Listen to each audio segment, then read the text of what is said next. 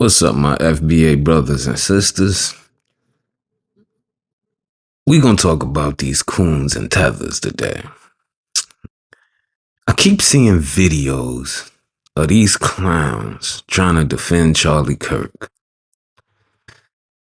The angry black mob chased these MAGA students off of the campus. I immediately, because my daughter was looking at, talking about some HBCUs, I immediately told her, you will never go to an HBCU.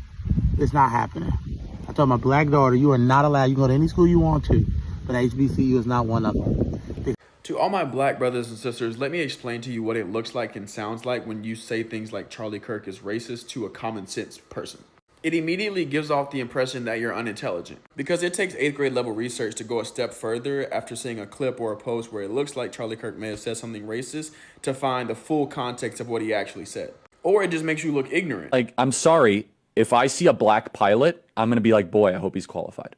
When blacks in America did not have the same rights they had today, they were less murderous, there was less break-ins. Why is that? And the data shows they were actually better in the 1940s. It was bad, it was evil, but what happened? A certain skin color now gets their own summertime celebration. Oh, wow, look how far blacks have come. It has now become a racial complaining day. Remember what BLM stands for: burn, loot, and murder. Yeah, DEI stands for one of the biggest. Didn't earn it, just so we're clear. Blacks commit more crimes than whites do. They commit more murders, they commit more arsons, they commit more kidnappings. See, these tethers and coons, they play the same game that these white supremacists play. But at least I can respect the white supremacists because they trying to play for their own team. These tethers and coons are selling their side out. And the coons I could respect a little more because at least they do it for a bigger dollar. The tethers, they'll do it for a chicken noodle soup and a piece of bushmeat. You gotta watch these clowns. Either way, neither one is respectable. I'm sick and tired of seeing these videos with these clowns talking about Charlie Kirk as if he was such a good individual. But none of them ever say what was good about him. See, the reason why they so stupid is because they don't come up with their own stuff. They listen to these white supremacists, and then they just repeat the same bullshit. Now, one thing that Charlie Kirk said when he spoke about O.J. Simpson, he said that O.J. Simpson was guilty. There's a bias with race in general within politics, and I think the Republican Party lacks a consistency in that. So my question to you is going to be, if I name these 3 names, could you tell me if they're guilty or not guilty? O.J. Simpson. Oh, absolutely guilty. Okay. George Zimmerman. No, self-defense. He was acquitted by a jury of his peers. Now, the young man asked him about O.J. Simpson, and he said he was absolutely guilty. He didn't even skip a beat. And then he asked him about George Zimmerman, and he said George Zimmerman was not guilty, and he was acquitted by a jury of his peers. So was O.J. Simpson. On top of the fact that a lot of people don't talk about when it comes to O.J. Simpson, both of them, Ron Goldman and O.J.'s wife, were involved in heavy drug usage. There are also people that were connected to them that were killed around the same time. Also, there was a white lady that lived across the street from the house that they were murdered in. And she tried to tell the police that she saw something that had nothing to do with OJ. You know, they brought charges against that lady. So there was a systematic push to get O.J. Simpson locked up because in their eyes, a black man killed a white woman. Now, when you listen to the case, if you know the case, O.J. Simpson would have had to have been a superhero in order to do what they said he did in the amount of time that they say or claim that he did it. But that means nothing. Now, I want you to listen to some more bullshit that your man Charlie Kirk says. What makes the Carmelo Anthony and the George Zimmerman case different? George Zimmerman was hunted at night by Trayvon Martin at 2 a.m., and the stand your ground law allows you to stand your ground up against people that wish you harm. And then the young man brought up the fact that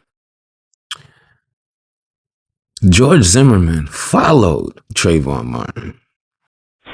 Sanford Police Department, line is being recorded. Sean. Hey, we've had some break-ins in my neighborhood, and there's a real suspicious guy. It's Retrieve View Circle. The best address I can give you is 111 Retrieve View Circle. This guy looks like he's up to no good, or he's on drugs or something. It's raining, and he's just walking around looking about. Okay, and this guy, is he white, black, or Hispanic? He looks black. Yeah, now he's coming towards me. Okay. This guy's hand in his waistband. Yeah, he's a black male. Okay. How old would you say he He's was? got a button on his shirt. Late teens. Late teens? Okay. Something's wrong with him. Yeah. He's coming to check me out. He's got something in his hands. I don't know what his deal is. Okay, just let me know if he does Get an anything, officer okay? over here. Yeah, we got him on the way. Just let me know if this guy does anything else. Okay. These assholes, they always get away. Are you following him? Yeah. Okay, we don't need you to do that. Okay. We want to debate how is it hunting when it was confirmed by the police department that that George Zimmerman followed him. It was the other way around. Again, the facts around the George Zimmerman case, I'll admit, are a little bit rusty. It's been 10 years since that case. What I remember is this. It was highly scrutinized. Right. The jury was bipartisan. He was fully acquitted. And when all the facts came out, it was legitimate self-defense. Now, if that ends up happening in the Carmelo Anthony case, I guess I'll reevaluate it. Right. But again, they're not even close to in the same moral dimension. But I would argue that they are, because George Zimmerman was told to stand back by the police department. He had no authority to follow him, and it was a self-defense case where the problem is he who dies does not get to testify. The only fact that was presented in court was based on George Zimmerman's testimony. Okay, I want to speed this up. I don't think people even know who George Zimmerman is in this audience. This was a decade ago. And then the young man brought up the fact that George Zimmerman followed Trayvon Martin. You heard the operator tell George Zimmerman not to follow him. Then when the young man questions him on it, he says, well, it's been a long time, so, my memory is a little bit rusty. Really? But you're so adamant about the fact that George Zimmerman is not guilty. See, the bottom line is the man is a racist, or he was before he got his Adam's apple blown out. He was a racist. His wife is a racist. His children will probably grow up to become racists because they're growing up in a household where racism is prevalent and it is accepted. So when these coons talk about Charlie Kirk and the situation where these MAGA young white boys came to the HBCUs and they got chased off campus. Well, they ain't chased off. They got pretty much pushed out. We don't want you here. You got coons talking about, oh, that was wrong. No, you don't get to come to our spaces and push your bullshit. You want to push that bullshit? You go into your spaces. But maybe they might not feel so safe in those spaces because they're being assassinated on sight by their own people. It's not us. So the next time you hear one of these coons or tethers taken up for Charlie Kirk, you explain to them you heard exactly what he said. Don't try to twist his words in some good way. The man was a piece of certified unequivocal shit. And he got exactly what he deserved. I think it's worth to have a cost of, unfortunately, some gun deaths every single year so that we can have the Second Amendment to protect our other God-given rights. This is it. Yes, not fair to say? All right, great. So, do you know how many transgender Americans have been mass shooters over the last 10 years? Too many. It's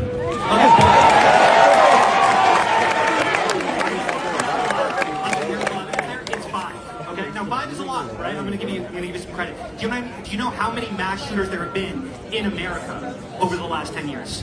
Counting or not counting gang violence? Great.